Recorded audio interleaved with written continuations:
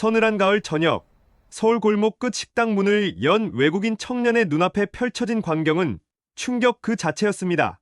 하얀 김이 자욱한 실내, 테이블마다 펄펄 끓는 붉은 국물, 그리고 아무렇지 않게 우적우적 떠먹는 사람들.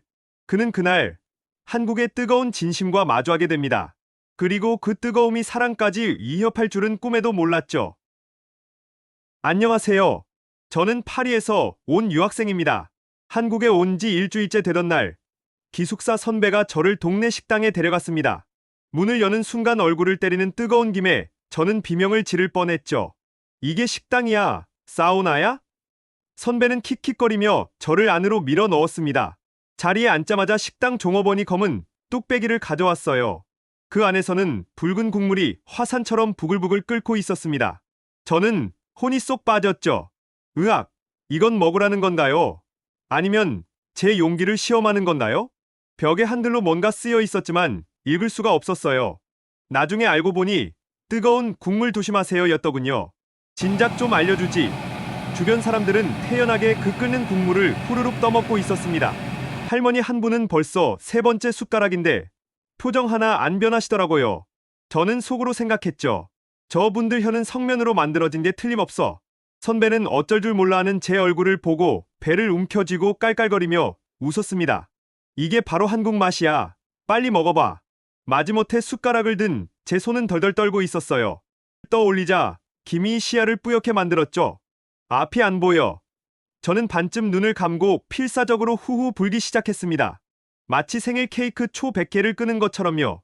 눈을 떠보니 제 숟가락엔 국물이 모두 사라져버렸어요.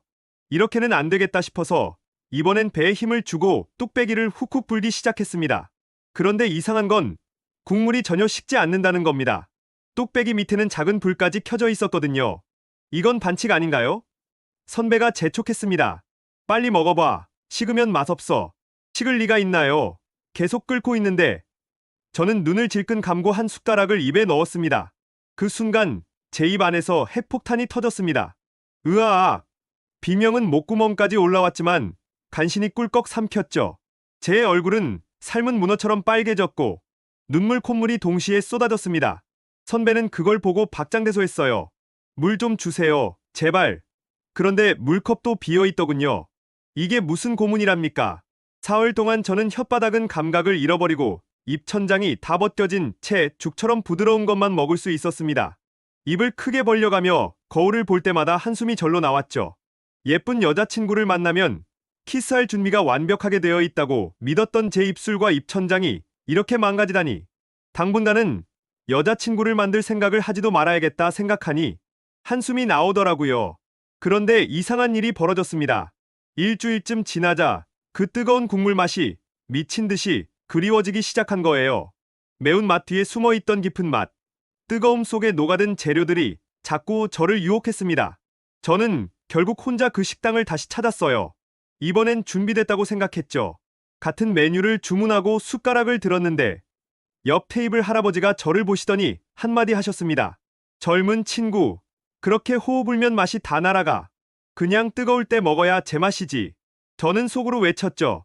할아버지, 제 혀는 아직 준비가 안 됐다고요.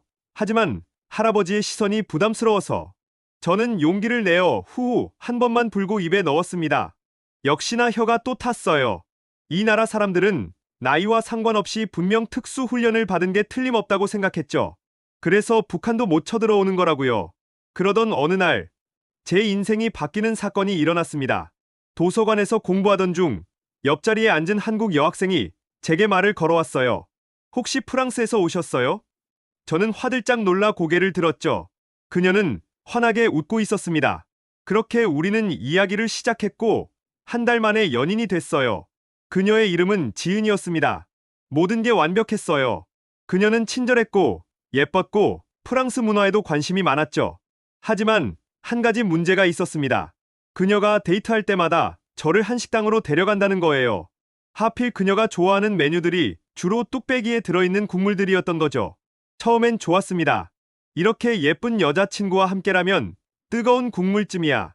여자친구가 원한다면 뚝배기에 들어가서 목욕도 할 수 있다고 생각했죠. 그런데 그런 마음과 다르게 매번 뚝배기가 나올 때마다 저는 뚝배기를 보기만 해도 식은땀이 났어요. 여자친구는 태연하게 숟가락을 들고 후루룩 먹는데 저는 여전히 호호 불어가며 조심조심 먹어야 했죠. 그녀가 물었습니다. 왜 그렇게 천천히 먹어? 식으면 맛없는데. 저는 웃으며 둘러댔어요. 프랑스 사람들은 천천히 먹는 게 습관이라서. 한 달이 지나자 위기가 찾아왔습니다. 여자친구가 자기 부모님께 저를 소개시켜주고 싶다며 집으로 초대한 거예요. 긴장되면서도 기뻤죠. 그런데 도착하자마자 제 눈앞에 펼쳐진 광경은 악몽이었습니다. 식탁 위에 뚝배기가 5개나 놓여 있는 거예요. 김치찌개, 된장찌개, 순두부찌개, 부대찌개, 심지어 설렁탕까지. 어머니가 환하게 웃으며 말씀하셨습니다. 우리 딸이 내가 한국 음식 좋아한다고 해서 특별히 다 준비했어. 저는 식은땀을 흘리며 대답했죠. 감사합니다. 속으로는 울고 있었지만요. 자리에 앉자마자 아버지가 제 앞에 김치찌개를 밀어주셨어요. 젊은 친구, 뜨거울 때 먹어야 맛있어. 빨리빨리. 저는 떨리는 손으로 숟가락을 들었습니다. 모든 가족의 시선이 제게 집중됐죠. 저는 후후 불기 시작했어요. 한참을 불었습니다. 아버지가 이상하다는 표정으로 여자친구를 쳐다보셨어요. 지은아, 저 친구 왜 저래? 여자친구가 당황하며 말했습니다. 아빠, 프랑스에서는 그렇게 먹는 거래요. 드디어 한 숟가락을 입에 넣었는데 역시나 혀가 탔습니다. 하지만 저는 꾹 참았어요. 눈물이 핑 돌았지만 억지로 웃으며 엄지를 치켜 세웠죠. 맛있습니다. 어머니가 기뻐하시며 또 한 그릇을 권하셨어요. 이것도 먹어봐, 이것도. 저는 그날 저녁 뚝배기 5그릇을 해치웠습니다. 아니, 해치웠다기보다는 생존했다고 표현하는 게 맞겠네요. 집으로 돌아오는 길에 여자친구가 물었습니다. 오늘 너무 무리했지? 얼굴이 계속 빨개져 있더라. 저는 손을 저으며 말했죠. 아니야, 괜찮아. 정말 맛있었어. 하지만 속으로는 절규하고 있었습니다. 다음엔 절대 뚝배기 5개는 못 먹어. 그날 밤 저는 입안이 헐어서 잠을 설쳤습니다. 혀는 까슬까슬해서 감각이 없고 거울을 보니 입천장 여러 곳이 퉁퉁 부어 있더군요. 이러다 정말 한국에서 죽는 게 아닌가, 프랑스로 도망가야 하나 싶었어요. 일주일 후 여자친구가 또 한 식당 데이트를 제안했습니다. 저는 용기를 내어 말했어요. 이번엔 파스타 먹으러 가면 안 될까? 그녀의 표정이 굳어졌습니다. 왜? 한국 음식 싫어? 아니야. 그게 아니라. 저는 변명을 늘어놓기 시작했죠. 요즘 입안이 좀 예민해져서 뜨거운 게 조금 부담스러워. 여자친구가 눈을 가늘게 떴습니다. 그럼 처음부터 왜 좋다고 했어? 우리 엄마 아빠한테도 맛있다고 했잖아. 저는 당황했어요. 그건 정말 맛있었어. 그런데 매번은 좀. 그녀가 화를 내기 시작했습니다. 내가 한국 사람이라서 싫은 거야? 한국 음식이 그렇게 못 먹을 만큼 이상해? 아니야. 전혀. 저는 필사적으로 해명했죠. 그냥 뜨거운 게 조금 힘들 뿐이야. 프랑스 사람들은 원래 뜨거운 음식에 익숙하지 않거든. 그녀가 코웃음을 쳤습니다. 그럼 적응하면 되잖아. 나는 내가 한국 문화를 사랑한다고 생각했는데 겉으로만 그런 척한 거네. 저는 머리가 하얘졌어요. 이게 무슨 일인가 싶었죠. 뚝배기 때문에 여자친구와 헤어지게 생겼습니다. 그날 밤 저는 잠을 이룰 수가 없었습니다. 혼자 방에 앉아 생각했죠. 뜨거운 국물 하나 제대로 못 먹어서 사랑하는 사람을 잃게 생겼다니. 이게 말이 돼? 저는 결심했습니다. 제대로 적응해 보이겠다고. 다음 날 아침, 저는 동네 식당으로 달려갔어요. 아주머니, 가장 뜨거운 찌개 주세요. 아주머니가 의아한 표정을 지으며 순두부찌개를 가져다 주셨습니다. 저는 숟가락을 들고 호흡을 가다듬었죠. 오늘은 불지 않을 거야. 한국 사람처럼 그냥 먹을 거야. 첫 숟가락을 입에 넣는 순간 입 안에서 또 불이 났습니다. 하지만 저는 참았어요. 2번째, 3번째 계속 먹었습니다. 땀이 비 오듯 쏟아졌고 눈물 콧물이 범벅이 됐죠. 옆 테이블 아저씨가 걱정스럽게 물으셨어요. 젊은이, 괜찮아? 저는 고개를 끄덕이며 엄지를 치켜 세웠습니다. 완전 괜찮습니다. 목소리는 떨리고 있었지만요. 일주일 동안 저는 매일 식당에 갔습니다. 아침엔 해장국, 점심엔 김치찌개, 저녁엔 순두부찌개. 제 혀는 점점 단련됐어요. 이상하게도 일주일째부터는 뜨거움이 견딜만해졌습니다. 아니, 견딜만한 정도가 아니라 즐길 수 있게 됐죠. 저는 신기했어요. 인간의 적응력이 이렇게 대단한 거였구나. 드디어 여자친구에게 연락했습니다. 만날 수 있을까? 그녀는 차갑게 대답했어요. 무슨 할 말 있어? 저는 그녀를 그 식당으로 데려갔습니다. 순두부찌개 2개 주세요. 뚝배기가 나오자 저는 망설임 없이 숟가락을 들었죠. 후후 불지도 않고 바로 입에 넣었습니다. 여자친구가 깜짝 놀란 표정으로 저를 쳐다봤어요. 뭐야, 너 언제? 저는 웃으며 말했습니다. 일주일 동안 특훈 받았어. 이제 뚝배기 마스터야. 그녀의 얼굴에 미소가 번졌습니다. 바보 같은 사람. 그렇게까지 안 해도 되는데. 저는 고개를 저었어요. 아니야, 해야 했어. 내가 사랑하는 문어를 나도 사랑하고 싶었거든. 그날 이후 우리 관계는 더 깊어졌습니다. 여자친구는 제가 뜨거운 음식과 싸우며 적응하는 모습을 보고 감동받았대요. 이제 저희는 일주일에 3번은 한식당에 갑니다. 그리고 저는 이제 정말로 뜨거운 국물을 즐기게 됐죠. 신기한 건 뜨거움에 적응하니까 다른 것들도 적응하기 쉬워졌다는 겁니다. 매운맛, 발효 음식, 심지어 번데기까지. 여자친구가 웃으며 말했어요. 너 이제 완전 한국 사람 다 됐어. 프랑스 사람 맞아? 저는 자랑스럽게 대답했습니다. 나는 한불하프야.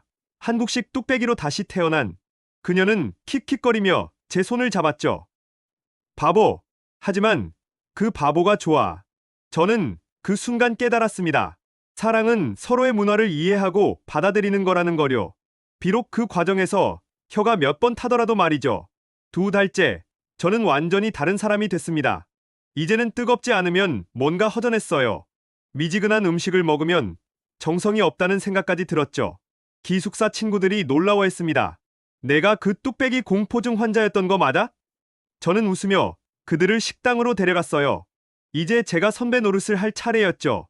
독일 친구, 미국 친구, 브라질 친구를 앉혀놓고 순두부찌개를 주문했습니다. 뚝배기가 나오자 친구들은 제가 2달 전에 보였던 것과 똑같은 공포 표정을 지었어요. 저는 의젓하게 시범을 보였습니다. 이렇게 그냥 먹는 거야. 불지 말고. 친구들이 비명을 질렀죠. 넌 미쳤어. 배를 잡고 웃었습니다. 2달 전에 제 모습이 떠올라서요. 그날 밤 친구들은 모두 입천장을 대고 말았지만 저는 당당하게 뚝배기 2개를 비웠습니다. 여자친구에게 문자를 보냈어요. 오늘 친구들한테 뚝배기 가르쳐줬어. 그녀의 답장이 왔습니다. 우리 남자친구, 이제 진짜 한국 사람 다 됐네. 자랑스러워. 어느 날 저는 저의 뚝배기 이야기를 인터넷에 글로 올렸습니다. 한국의 뚝배기가 제 인생을 바꿨습니다. 처음엔 고문 도구인 줄 알았는데 이제는 사랑의 상징이 됐어요. 뜨거움을 견디지 못해 여자친구와 헤어질 뻔했지만 적응하고 난이 더 뜨거운 사랑을 하게 됐죠. 제 글은 순식간에 뚝배기처럼 뜨겁게 퍼져나갔습니다. 한국 네티즌들은 댓글로 폭소를 터뜨렸어요. 뚝배기 때문에 헤어질 뻔했다니. 이게 무슨 드라마야. 어떤 분은 댓글을 달았습니다. 사랑은 뚝배기보다 뜨거워야 하는 법이지. 해외에서도 반응이 뜨거웠어요. 한 외국 기자가 저를 인터뷰하러 왔죠. 뚝배기 때문에 연애 위기를 겪었다는 게 사실인가요? 저는 웃으며 대답했습니다. 네. 하지만 그 덕분에 진짜 사랑이 뭔지 배웠어요. 뜨거움을 함께 견디는 거, 그게 사랑이더라고요. 인터뷰 영상이 공개되자 조회수가 폭발했습니다. 전 세계 사람들이 한국의 뚝배기 문화와 제 엉뚱한 연애담에 빠져들었죠. 석 달째, 저는 여자친구, 부모님 댁에 다시 초대받았습니다. 이번에도 식탁엔 뚝배기가 가득했어요. 하지만 이제는 두렵지 않았습니다.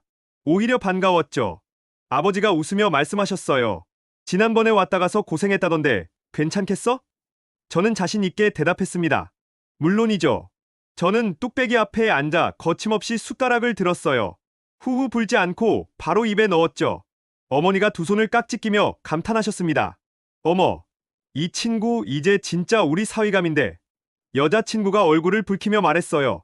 엄마, 무슨 소리야. 하지만 저는 기분이 좋았습니다. 뚝배기 하나로 인정받았다는 게 우스웠지만 또 뿌듯했거든요. 그날 저녁 저는 뚝배기 3개를 거뜬히 해치웠습니다. 아버지가 제 어깨를 두드리시며 말씀하셨죠. 자네 이제 완전히 우리 식구야. 집으로 돌아오는 길에 여자친구가 제 입술에 번개 뽀뽀를 해주었습니다. 순간 제 온몸은 뚝배기처럼 뜨거워졌죠. 고마워. 나 때문에 고생 많았지. 저는 고개를 저었어요. 아니야. 너 덕분에 새로운 세계를 알게 됐어.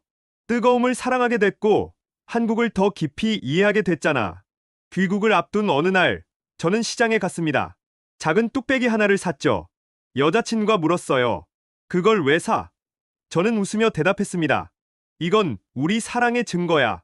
파리에 가져가서 너 생각날 때마다 국 끓여 먹을 거야. 그녀의 눈시울이 붉어졌어요.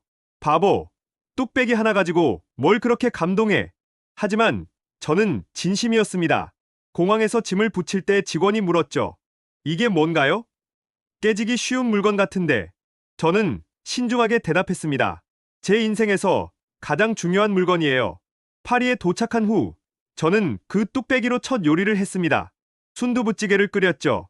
친구들을 초대했어요. 뚝배기가 식탁에 놓이자 모두 놀란 표정을 지었습니다. 야, 너 진짜 미쳤구나. 저는 웃으며 숟가락을 들었죠. 이게 바로 사랑의 맛이야. 여자친구에게 영상통화를 걸었습니다. 그녀가 화면에 나타나자 저는 뚝배기를 보여줬어요. 봐, 여기서도 잘 끓고 있어. 그녀가 웃으며 말했습니다. 그거 먹고 내 생각 많이 해. 저는 고개를 끄덕였죠. 당연하지. 우리의 사랑은 언제나 이렇게 뚝배기 같을 거야. 지금도 저는 그 뚝배기를 소중히 간직하고 있습니다. 가끔 혼자 국을 끓여 먹으며 서울에서의 시간을 떠올려요. 뜨거운 김이 피어오를 때마다 여자친구 얼굴이 생각나죠. 처음엔 악몽이었지만 결국 사랑이 된 그 뜨거움. 그건 단순한 온도가 아니라 두 사람의 마음이었습니다. 친구들이 물어요. 뚝배기 때문에 헤어질 뻔했다는 게 진짜야? 저는 웃으며 대답합니다. 응. 근데 뚝배기 덕분에 더 사랑하게 됐어. 그들은 고개를 갸웃거리지만 저는 압니다. 사랑은 때로 뜨겁고 고통스럽지만 그걸 함께 견딜 때 진짜가 된다는 거요. 여자친구는 지금도 가끔 문자를 보냅니다. 오늘 뚝배기 먹었어? 저는 사진을 찍어 보내죠. 당연하지. 우리 사랑의 상징인데. 그녀가 답장합니다. 바보, 빨리 돌아와. 저는 달력을 보며 날짜를 세어봅니다. 이제 한 달만 더 있으면 다시 만나요. 여러분, 사랑은 때로 뜨거운 뚝배기처럼 우리를 놀라게 합니다. 처음엔 두렵고 고통스러울 수 있어요. 하지만 그 뜨거움을 피하지 않고 함께 견딜 때 진짜 맛을 알게 되죠. 저는 뚝배기 하나로 연애 위기를 겪었지만 그 덕분에 더 깊은 사랑을 배웠습니다. 여러분도 사랑 앞에서 뜨거움이 두렵다고 피하지 마세요. 용기 내어 한 숟가락 떠보세요. 처음엔 혀가 탈지 몰라도 결국엔 그 맛에 중독될 겁니다. 뜨거운 사랑, 뜨거운 마음, 그게 진짜니까요. 이 사연으로 마음이 뜨거워지셨다면 구독과 좋아요 부탁드려요. 여러분의 뚝배기 같은 사랑이 저에게도 필요하답니다.